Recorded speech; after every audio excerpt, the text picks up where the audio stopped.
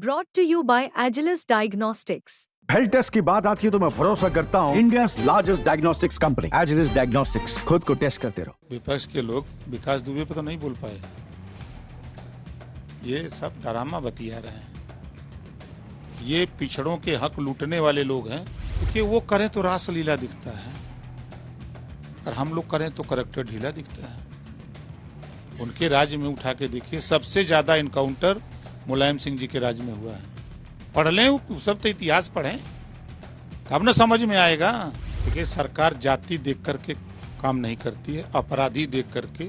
अगर अपराधी है, अपराध किया है तो उसके खिलाफ कार्रवाई हुई है। सुल्तानपुर डकैती कांड में मंगेश यादव के बाद अब एनकाउंटर में अनुज प्रताप सिंह मारा गया।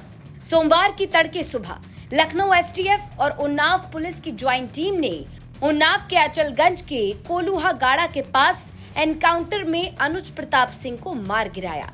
मंगेश यादव के एनकाउंटर में मौत के बाद अखिलेश यादव से लेकर पूरी समाजवादी पार्टी ने बड़े सवाल खड़े किए। सवाल किया कि योगी सरकार में जाति देखकर मंगेश यादव को मारा गया।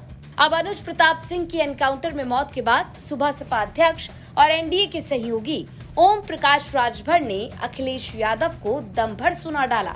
मंगेश यादव का एनकाउंटर हुआ तो सवाल अपराधी की जाति को लेकर हुए। अब अनुज प्रताप सिंह का एनकाउंटर हुआ।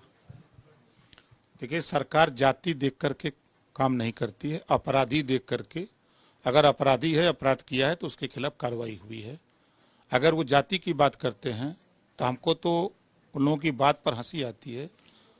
67 मुसलमान अपराधी, 20 ब्राह्मण, 19 राजपूत, 17 जाट गुजर, 16 यादव, 24 अति पिछड़ा और 26 अन्य लोग मारे गए जो अपराधी प्रवृत्ति के थे।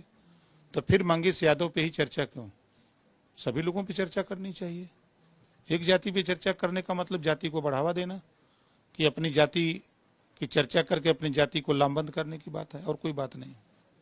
विपक्ष कह रहा है कि अनुज प्रताप सिंह को मार करके अब सीधे से एक कहा जाए कि काउंटर किया गया है अपनी छवि को बचाने के लिए। जो आरोप लग रहे थे उस आरोप को मिटाने की ये कोशिश है कि एक दूसरे अपराधी को भी मार दिया गया। विकास दुबे पर नहीं बोले। विपक्ष के लोग विकास दुबे पर तो नहीं बोल पाए। ये सब ड्रामा बतिया रहे हैं। ये पिछड़ों के हक लूटने वाले लोग हैं। ये 60 साल कांग्रेस का शासन मिला के रहा यूपी और दिल्ली। अब वो खुद कह रहे हैं कि पिछड़ों के साथ धोखा हुआ। तो किसने किया? कांग्रेस ने किया। एक बार भी समाजवादी पार्टी का कोई नेता, बड़ा नेता हो चाहे छोटा नेता, रोहिणी आयोग की रिपोर्ट पर और सामाजिक न्याय समिति की रिपोर्ट पर नहीं बोलता है, क्योंकि वो जानता है कि हम हिस्सा लूटे हैं। अगर ये बंट जाएगा तो कभी मौका मिलेगा तो फिर हम लूट नहीं पाएंगे हिस्सा पिछड़ों का। इस नाते वो इस पे नहीं बोलते हैं, ध्यान हमेशा भटकाते रहते हैं। समाजवादी पार्टी एनकाउंटर पे सवाल खड़े करती है। समाजवादी पार्टी अयोध्या या कन्नौज में जब कोई घटना किसी नाबालिग बच्ची के साथ रेप या कोई आते तब भी सवाल खड़े करती है। उसको पुलिसिंग पर भी और पुलिस अपराधियों पर की गई कार्रवाई पर भरोसा ही नहीं हो पाता है। देखिए, वो करें तो रासलीला दिखता है और हम लोग करें तो करैक्टर ढीला दिखता है। उनके राज्य में उठा के देखिए, सबसे ज्यादा इनकाउंटर मुलायम सिंह जी के राज्य में हुआ है। पढ़ लें, वो सब तो इतिहास पढ़ें तब न समझ में आएगा। सुल्तानपुर में करोड़ों की डकैती कांड में शामिल अनुज प्रताप सिंह के एनकाउंटर के बाद ओम प्रकाश राजभर ने बड़ा बयान दे दिया। ओम प्रकाश राजभर ने कहा कि जब यादव मारा जाता है तो समाजवादी पार्टी बोलती है, लेकिन जब मुसलमान, पंडित, ठाकुर मारे जाते हैं तब क्यों नहीं बोलती? विकास दुबे मारा गया तब अखिलेश यादव ने क्यों कुछ नहीं बोला? राजभर ने कहा कि यहाँ कानून का राज है। दिल्ली में मोदी जी और यूपी में योगी जी की राज में जो भी गड़बड़ी करेगा उसको सजा मिलेगी।